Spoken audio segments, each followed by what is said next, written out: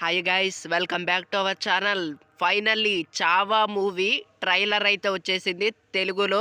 And నిజంగా trailer మాత్రం పగిలిపోయిందనే చెప్పాలి. చాలా బాగుంది ట్రైలర్ మాత్రం. అండ్ ఒక్కటే చిన్న డిసప్పాయింట్మెంట్ ఏంటంటే జూనియర్ ఎన్టీఆర్ గారు వాయిస్ ఓవర్ ఇస్తారన్నారు కదా, ఎక్కడ అది?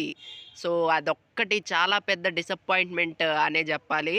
అండ్ జూనియర్ ఎన్టీఆర్ గారు వాయిస్ ఓవర్ ఇచ్చుంటే ఇంకా చాలా బాగుండేదని నాకు అనిపించింది. అండ్ ట్రైలర్ గురించి మాట్లాడుకోవాలంటే ట్రైలర్ మాత్రం పర్ఫెక్ట్. అంబాజీ మహారాజ్ గారి కథ అద్భుతంగా ఉండబోతుందని అయితే క్లియర్గా అర్థమవుతుంది. అండ్ నేను ఆల్రెడీ చూశాను చావా మూవీ. అండ్ హిందీలో పర్లేదు, బాగానే ఉంది. కొంచెం హిందీ అర్థం కాలేదు కానీ but okay, it's good. And last climax మాత్రం అలా కూర్చోబెట్టిస్తారనమాట. అండ్ అరుపులే అరుపులు ఉంటాయి అనమాట క్లైమాక్స్లో.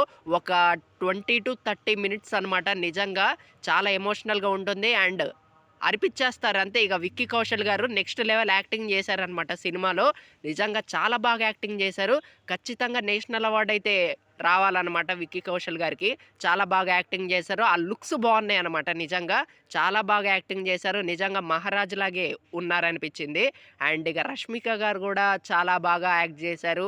అండ్ ముఖ్యంగా ఈ మూవీలో విక్కీ కౌశల్ గారి తర్వాత ఎవరైనా బాగా యాక్ట్ చేశారంటే ఔరంగజేబు క్యారెక్టర్ ఏదైతే ఉందో ఆ క్యారెక్టర్ మాత్రం నెక్స్ట్ లెవెల్ అంతే.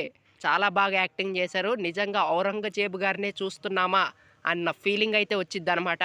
సో అంత బాగుంది తన యాక్టింగ్ మాత్రం. అండ్ మూవీ March 7th అయితే తెలుగులో రిలీజ్ కాబోతుంది. సో ఖచ్చితంగా చూడాలి. అండ్ వెయిటింగ్ అనమాట.